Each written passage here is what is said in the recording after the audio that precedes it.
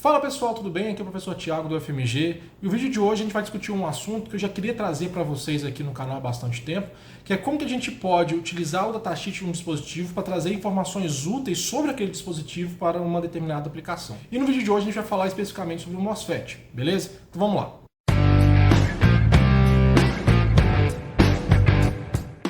Fala galera, bem-vindo ao canal Eletrônica Geral, um canal dedicado ao ensino de eletrônica. E hoje a gente vai falar um pouco sobre como que a gente pode utilizar o datasheet de um dispositivo para poder aprender mais sobre ele e também extrair informações úteis sobre o seu funcionamento para uma determinada aplicação. E o exemplo do vídeo de hoje é o dispositivo MOSFET, que é um transistor, como a gente já sabe, né? E ele pode ser utilizado em diversas aplicações. No canal aqui a gente já tem vídeos sobre o MOSFET, falando sobre como ele funciona, como são as regiões de operação. Eu vou deixar aqui um dos vídeos no card para vocês e lá na descrição do vídeo eu vou deixar alguns links, beleza?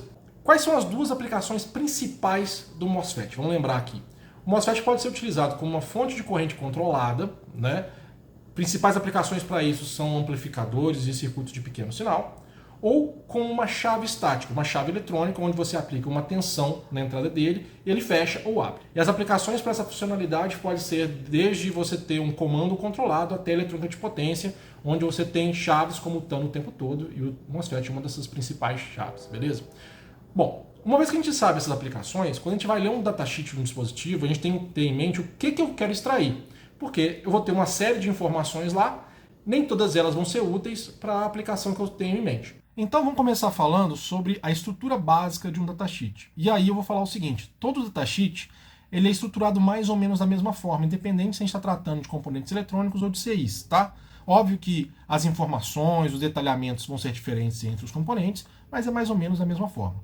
E aí é o seguinte, num datasheet a gente tem algumas seções que vão trazer algumas informações relevantes do nosso componente. A gente pode separar essas seções mais ou menos sobre o seguinte. Primeiro é a parte de marketing, depois eu explico o que é isso. Depois a gente vai ter uma parte que vai falar sobre os limites máximos operacionais do nosso componente, tá? Para a gente não exceder esses limites e trazer perigo ao nosso circuito, queimar o nosso componente por mau uso. Em seguida a gente tem as características elétricas típicas do componente, que são mais ou menos os limites operacionais típicos de cada parâmetro relevante do nosso componente, e aí tem informações muito úteis para fins de projeto e seleção. Em seguida nós temos as curvas. Essas curvas são testes realizados pelo fabricante sobre aquele componente, para você poder ter informações mais precisas sobre o comportamento dos parâmetros relevantes do componente, e aí você poder adequar o funcionamento do seu componente à sua aplicação, beleza? Então as curvas são extremamente relevantes para a gente poder ler um datasheet. E em seguida, a gente pode ter uma parte que eu chamo de complemento, que é uma parte do datasheet que vai trazer informações como, por exemplo, desenhos dos circuitos de testes utilizados para levantar algumas curvas, que vai trazer informações sobre dimensionamento de componentes, aí mais para CIs, né? Sobre descrição do funcionamento lógico de algum CI, de exemplos de aplicação. Então é uma parte mais variável entre componentes, mas é onde a gente tem um complemento para te ajudar a usar aquele componente de uma forma melhor ou otimizada no seu projeto, beleza? Mas o que importa para a gente, quando a gente for falar sobre dispositivos eletrônicos, que aí no caso o MOSFET de exemplo é um desses casos, né? O que importa para a gente é basicamente os limites máximos, as características elétricas e as curvas, beleza? Então a primeira questão é essa, como que é estruturado um datasheet para a gente saber como que a gente vai ler ele. A segunda questão é que para eu ler um datasheet eu tenho que ter uma noção básica do que eu estou procurando, né? E isso vale tanto para CIs, que é qual o funcionamento, quais são os limites de operação, quais são as tensões, essas coisas que eu preciso saber. E no caso de um componente, como o MOSFET, por exemplo, o que eu quero saber dele que me justifica ler um datasheet? E aí no exemplo do MOSFET eu vou fazer o seguinte, a gente vai relembrar as características de funcionamento, o seu modelo, para a gente ver quais são os parâmetros relevantes que eu preciso lá buscar no datasheet, beleza? Então vamos dar uma pequena revisada nisso aí e depois a gente passa para ler um datasheet de exemplo, beleza? Bom, vamos relembrar aqui um pouquinho o funcionamento do MOSFET, só para a gente levantar alguns parâmetros relevantes para a gente buscar lá no datasheet, beleza? Então, primeira coisa, eu trouxe para vocês aqui duas simbologias típicas de MOSFET. A primeira é muito utilizada na literatura de pequeno sinal, de uso de MOSFETs como amplificadores, e a segunda você vai encontrar muito em projetos de eletrônica de potência, mas os dois são o mesmo componente. Então eu tenho três terminais, gate, source e dreno, beleza? Bom, primeiro vamos falar sobre a aplicação como amplificador. Como que ela é? Vamos recapitular rapidamente. Né? Eu tenho aqui as curvas de saída do meu MOSFET, que é a curva de corrente de dreno por tensão dreno source. Né? Cada uma dessas curvas é um comportamento que ele vai ter com a aplicação de uma determinada tensão entre gate e source. Beleza? Quanto maior a tensão, maior essa curva, tá? E a ideia da aplicação como amplificador é que eu vou polarizar o meu transistor primeiro, e polarizar basicamente é determinar um ponto quiescente, né, um ponto de operação dentro de uma das regiões, que é chamada região de saturação, onde eu vou determinar uma corrente contínua e uma tensão contínua que vão estar sempre ali sobre o meu MOSFET, beleza? O que é importante a gente lembrar? A determinação dessa corrente de dreno, ela segue uma equação, que é essa equação aqui. Corrente de dreno é igual a meio de um parâmetro construtivo que é o Kn, que é o ganho de transcondutância do MOSFET, vezes a tensão de overdrive ao quadrado. E a tensão de overdrive, por sua vez, ela é igual à tensão VGS, a gate source, que eu estou aplicando no meu MOSFET, menos a tensão limiar. Tensão limiar, para quem não lembra, é a tensão mínima que eu tenho que aplicar no meu MOSFET para formar um canal condutivo e ele conduzir corrente entre dreno e source. Qualquer coisa abaixo disso, o transistor está cortado, beleza? Bom, uma vez que eu fiz isso, o meu transistor está operando na sua região mais linear de operação, posso transformar ele num amplificador depois, e aí eu tenho um outro modelo do MOSFET, que é o modelo de pequenos sinais, que tem mais ou menos essa cara. Né? Eu tenho ali dois parâmetros que são dependentes da minha polarização, que estão em preto, e eu tenho meus capacitores parasitas que aparecem no meu circuito quando eu construo ele. Né? E esses capacitores eles determinam a banda passante que o meu transistor tem e influencia a banda passante do meu circuito amplificador que eu vou construir com ele. Ou seja, qual é a resposta à frequência que ele vai ter. Beleza? Bom, o meu resistor de saída do meu modelo ali é também chamado de resistor de Early. Ele é calculado como sendo a tensão de Early sobre a corrente de dreno de polarização. Ele determina mais ou menos qual é a resistência de corpo do MOSFET e influencia no seu ganho. E essa fonte de corrente controlada aí, ela é determinada como GM, que é o ganho de transcondutância de pequeno sinal, vezes a tensão de pequeno sinal, ou seja, a tensão alternada VGS que eu estou aplicando no meu MOSFET. Por sua vez, esse ganho GM, ele é determinado pelos parâmetros de polarização, Kn e a tensão de overdrive. E se a gente manipular as equações, a gente pode também determinar esse GM como sendo 2 vezes a corrente de dreno dividido pela tensão de overdrive. Bom, visto isso, quais são os parâmetros importantes do MOSFET para a aplicação como amplificador? Bom, obviamente, esses parâmetros aqui são relevantes para a gente determinar a banda passante do circuito. E se a gente olhar todas as outras equações, a gente vê que o Kn é um parâmetro importante para a gente determinar tanto a polarização quanto o ganho do nosso circuito, a tensão de threshold, para determinar qual que é a tensão de VGS mínima que eu posso aplicar nesse circuito para ele funcionar, e também a tensão de Early. Né?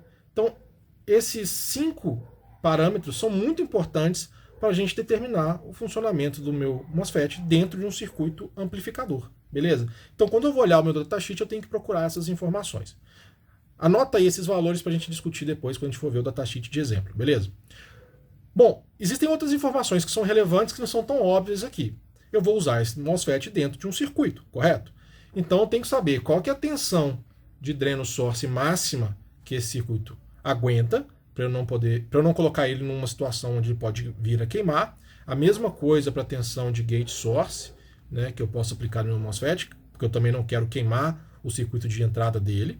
E eu tenho que saber qual que é a corrente de dreno máxima que esse cara aguenta, para eu também não utilizar um MOSFET que não está adequado à aplicação que eu quero. Então essas são as informações que não estão explícitas nas equações, mas que são relevantes para a gente buscar também, beleza? Agora, na aplicação como chave, quais são os parâmetros importantes aqui? Vamos olhar de novo as curvas, e a ideia aqui na aplicação como chave é a gente aplicar uma tensão VGS suficientemente grande para que o transistor opere basicamente nessa região, que a gente chama de região ômica.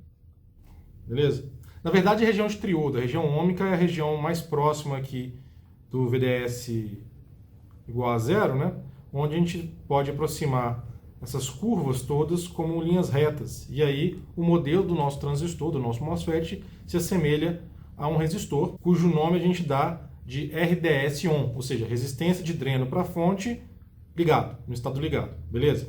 Quanto maior for a tensão VGS, menor será a resistência RDS-ON, beleza? Bom, então obviamente esse é um parâmetro muito importante quando a gente está querendo ver as informações no datasheet para aplicação como chave. Existem também alguns parâmetros que não são tão triviais quando a gente olha essa informação básica, que é o seguinte: quando eu quero operar um transistor como chave, eu tenho que saber mais ou menos qual é a velocidade com que esse transistor consegue ligar e desligar.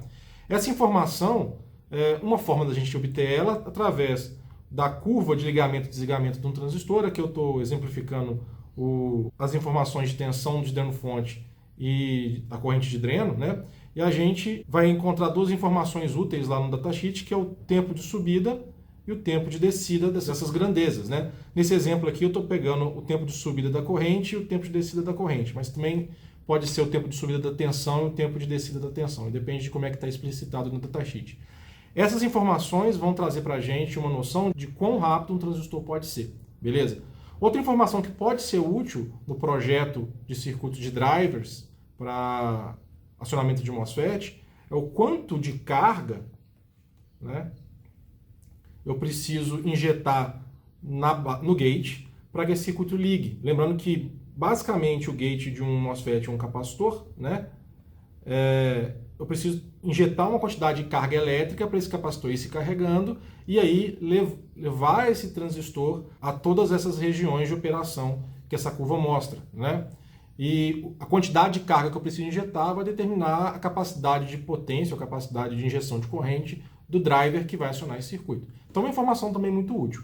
Então, quais são as informações principais que a gente tem que buscar quando a gente vai olhar o transistor como chave nesse nível de discussão que a gente está? Eu preciso saber qual que é a resistência de RDS-on desse transistor, os tempos de subida e descida, né? E, eventualmente, a carga injetada no gate, beleza? Essas são informações básicas. Existem outras informações? Sim. Se você for fazer uma análise mais profunda, existem outras informações que você pode tirar do datasheet, mas, de uma forma geral, para a maioria de vocês, essas são as informações que a gente busca no datasheet. Bom, agora que a gente já viu mais ou menos quais são as informações relevantes, tanto para aplicação como amplificador, quanto para aplicação como chave, vamos dar uma olhada no datasheet de exemplo para ver como que a gente consegue buscar essas informações e dar uma olhada também em quais informações estão disponíveis lá. Bom, aqui eu peguei um datasheet de um transistor genérico, aqui no caso é um transistor de pequeno sinal, que é esse 2N7000 da onsemi, né? E aí vamos dar uma olhada no datasheet para ver como é que ele se estrutura e tentar buscar aquelas informações que a gente comentou agora na análise do modelo do transistor, né? Bom, como eu falei, a primeira parte de um datasheet ele traz basicamente uma propaganda. Então você vai ver aqui que ele fala para a gente que ele é um transistor canal N de enriquecimento, fala quais são as classes de componentes que ele está abordando, né? Aqui a gente vai ter basicamente algumas informações de encapsulamento, pinagem, que é importante para a gente poder utilizar esse componente. E nessa parte de descrição ele vai falar algumas vantagens, alguns features desse transistor que o diferencia dos demais. Isso para a gente pode ser importante ou não, né? Mas aqui é basicamente uma propaganda para ver se você se interessa em comprar esse componente ou não. Tá? Uma propaganda bem rápida. O que interessa para a gente do ponto de vista de buscar informação para fins de projeto e desenvolvimento vem depois, que são as tabelas, como eu falei. A primeira tabela, como eu já tinha comentado, ela traz para a gente alguns limites máximos de alguns parâmetros importantes do transistor. Aqui a gente pode ver que ele fala qual que é a tensão de avalanche entre dreno e fonte, né, que é a máxima tensão de bloqueio que o transistor consegue ter entre dreno e fonte, quando ele está cortado, sem que ele queime. E esse é basicamente o limite superior que a gente vai operar, que a gente poderia operar, na verdade. Então, tem em torno de 60 volts. Se você for construir um circuito com esse transistor, a gente normalmente garante que a gente vai operar pelo menos em metade, mais ou menos, dessa amplitude. Então, quer dizer que esse circuito não pode exceder uma tensão de bloqueio acima de 30 volts. Dá para subir um pouquinho ali, em torno de uns 40 volts, mas seria a segurança para ele não queimar. Essa informação é relevante, né? Ele fala aqui qual que é a máxima tensão que você pode aplicar entre gate e fonte do transistor também. Não seria a tensão de operação, mas é o máximo para você não poder queimar a porta do MOSFET, em torno de mais ou menos 20 volts. A maioria dos transistores MOSFET de enriquecimento está nessa faixa. Ele fala também de limites para tensões pulsadas, não repetitivas, mas o que importa para a gente é isso aqui, ou seja, sempre operamos abaixo disso. Está vendo aqui como é importante? Ele também traz qual que é a máxima corrente de condução que esse transistor aguenta na forma contínua. Então vocês podem ver aqui que depende da classe de transistor e também da forma pulsada, que aí falta informação aqui de quanto tempo esse pulso, né? Mas isso aqui também é um limite superior, né? qual que é a máxima potência dissipada por esse transistor. Como ele é um encapsulamento que não tem dissipador, é a máxima potência que ele consegue dissipar, né? Vocês podem ver aqui que está em torno aí de 200 miliwatts, né? E tem uma degeneração em função da temperatura, né? Que ele traz um drift para vocês poderem fazer uma compensação. E fala também qual que é a máxima temperatura que o transistor consegue operar sem queimar, né? Tanto inferior quanto a superior, beleza? Então essas são as informações de limites máximos do transistor, né? E a ideia é que o fabricante está te dizendo o seguinte, ó, se você exceder esses limites, o transistor pode queimar, pode não funcionar bem, e a culpa é sua, não é minha. Basicamente é isso que ele fala. Depois, a gente tem as características térmicas, que vão trazer mais ou menos uma informação de como que esse transistor vai esquentar quando ele dissipa potência. Aqui ele está trazendo para a gente qual que é a resistência térmica de junção para ambiente. Isso quer dizer qual que é a resistência térmica entre o ponto mais quente interno do transistor e a caixa, né, o ambiente que ela está circundando. E ele fala aqui basicamente que para cada watt dissipado nesse transistor, ele vai ter uma variação de temperatura em torno de 625 graus Celsius. É muito, né? Então o que quer dizer é o seguinte, eu não posso dissipar 1 watt, eu tenho que dissipar uma quantidade de potência menor, que se você for comparar com o que está aqui em cima, né, é mais ou menos isso. Eu só posso dissipar no máximo em torno de 200 miliwatts para esse transistor, porque senão ele vai acabar queimando, beleza? Essa é a informação do modelo térmico. Em outro vídeo a gente pode discutir sobre o modelo térmico de transistores, mas pode perceber que essa informação é muito relevante para uso, né? Depois vem a tabela de características elétricas, que vão trazer informações mais usuais, né, de como é que a gente pode aplicar esse transistor.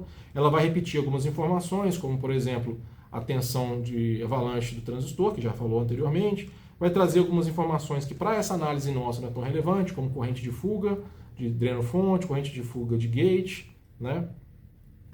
E aí começam algumas informações que a gente listou como algo relevante. A primeira delas está aqui, ó, é a tensão limiar, a tensão de threshold do MOSFET, que é aquela tensão que determina o limite mínimo de tensão de gate-fonte que eu preciso aplicar para que ele comece a conduzir, né? A gente usa ela para determinar a tensão de overdrive, a polarização de um transistor, e na hora que eu fazer um chaveamento do transistor, se eu quiser bloquear o transistor, significa que eu tenho que aplicar uma tensão menor do que esse valor aqui entre gate e fonte. Vocês podem ver que essa tensão tem uma faixa de variação, tem um valor típico, que é esse aqui, de 2,1 volts, mas o fabricante fala, olha, você vai encontrar transistores no mercado que podem ter essa tensão entre 0,8 e 3, né? Uma variação estatística. Essa informação está para você, você faz os seus testes depois, beleza? Outra informação relevante para a gente, para a aplicação como chave, é qual que é o valor do RDS-on, né, a resistência de estado ligado do transistor. Aqui ele mostra algumas condições para cada classe de transistor e mostra que essa resistência varia com a tensão VGS aplicada, vocês podem ver que varia aqui significativamente, e também com a temperatura. Vocês podem ver que tem uma variação aqui também com a temperatura. Então ele mostra para vocês algumas informações relevantes. Essa resistência não é fixa, ela varia com a tensão, que era meio óbvio, e varia também com a temperatura. Como que ela varia com a temperatura, a gente vê depois. Beleza? Aqui uma informação secundária, ele fala qual que é a tensão de dreno-fonte ligado. Se você já tem um RDS-on e você sabe a corrente, essa informação é irrelevante, porque você pode calcular também. Isso aqui é meio preso a algumas condições, eu não vejo isso como sendo uma informação tão relevante assim não. Ele fala qual que é a corrente de dreno no estado ligado também, né, para alguns níveis de tensão, também não vejo isso como relevante, porque isso depende muito mais da carga, né?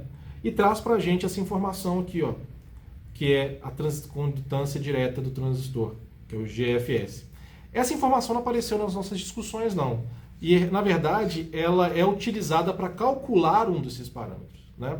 Ela sozinha não tem aplicação. O que é isso aqui? Esse parâmetro, na verdade, é o GM, né? Aquela transcondutância do modelo de pequenos sinais, que a gente viu que depende de parâmetros de polarização. Por isso que esse GFS ele não é muito aplicável, porque a menos que você polarize nessa mesma condição, ele não tem valor nenhum. Mas para que ele é importante?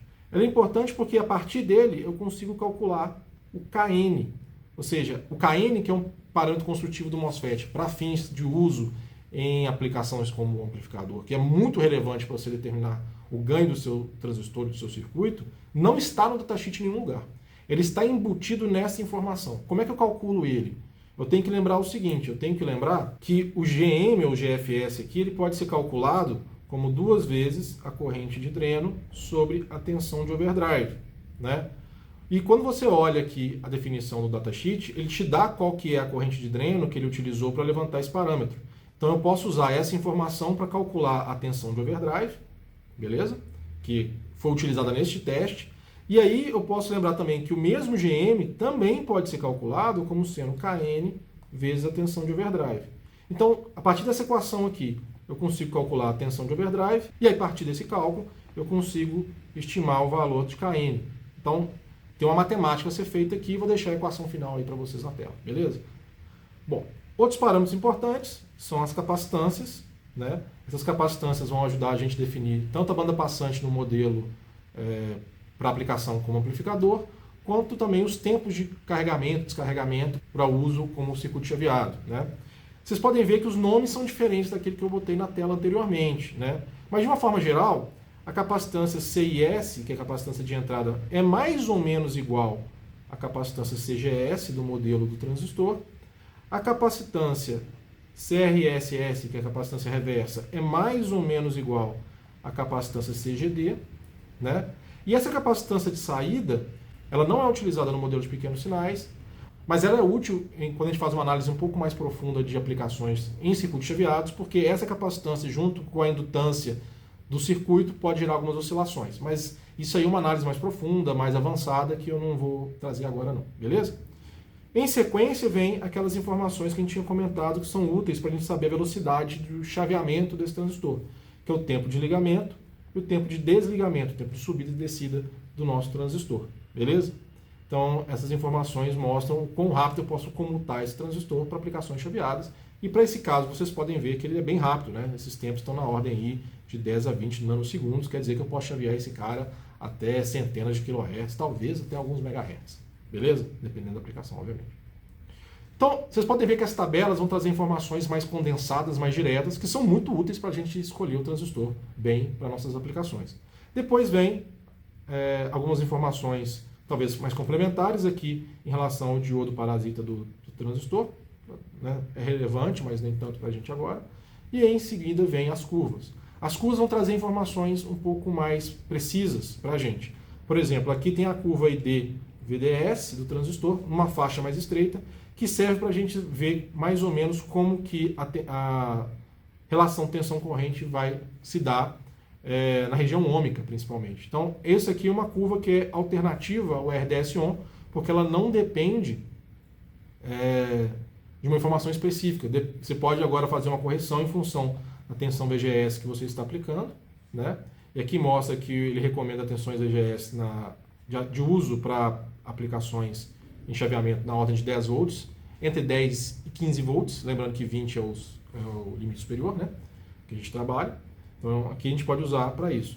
Essa outra informação traz para a gente como que a resistência RDS-ON que ele deu lá na tabela pode variar com a tensão VGS aplicada e também com a corrente de dreno. Então, aqui ele dá uma noção de como que essa resistência vai variar com o ponto de operação, beleza? Essas duas informações são meio que complementares. Eu posso tirar a mesma informação dos dois dados, beleza? Depende de qual que eu quero ser mais rápido. Depois eu tenho aqui umas variações importantes. Lembra que a gente viu que o RDS-ON varia com a temperatura? Aqui ele está mostrando como que é essa variação percentual, né, em função da temperatura de junção. Então eu posso ter um ajuste daquele RDS-ON para uma condição um pouco mais precisa se eu souber qual que é a temperatura que eu quero trabalhar ou que eu vou trabalhar a partir do modelo térmico, né? E aqui ele traz a mesma informação de variação de RDS-ON com a temperatura, mas variando também com o ponto de operação. Então percebem que são informações muito mais precisas para você poder ajustar o seu modelo de uma forma melhor para o seu uso. A mesma coisa vai acontecer agora com a tensão de threshold, a tensão limiar. Aqui ele mostra como que ela varia com a temperatura. É uma variação pequenininha, né, de em torno de uns 10% a 20%, mas é interessante para você poder ajustar também seu modelo em função da temperatura e ter mais precisão nos seus cálculos. Aqui ele traz o comportamento do diodo, então aqui tem a tensão reversa no transistor e a corrente no diodo. Então, é uma informação que você pode trazer também, caso você opere esse diodo, isso é muito comum em inversores, em aplicações chaveadas. Como que a tensão de breakdown, a tensão de avalanche varia com a temperatura, pouquinho, né, em torno de 10% também, mas tem essa informação para você também poder trabalhar um pouco mais no limite, talvez. Como que as capacitâncias de junção variam com a aplicação. Então, quando você faz a polarização do seu circuito, você consegue agora corrigir esse valor dessas capacitâncias e ter uma precisão maior no cálculo da sua banda passante. Né? Tem informação muito relevante também nessa curva. Essa curva aqui traz informação de qual que é a carga no gate. Então, ele mostra o seguinte, como que a tensão de gate source cresce quando essa carga vai sendo fornecida para o capacitor de gate source. Né? É legal ver como é o comportamento, a gente vê um crescimento inicial aqui da tensão, depois tem uma tensão que é chamada de platô, que a gente também usa em algumas avaliações mais profundas, mais avançadas. Então ele mostra como que a tensão vai evoluir, né? E aí é uma informação para você dimensionar o seu driver depois. Aqui ele tem algumas definições de teste, né? Principalmente o que ele define como tempo de subida e descida. Né?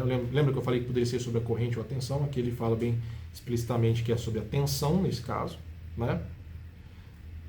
Algumas faixas de alguns limites de operação seguro térmico, né?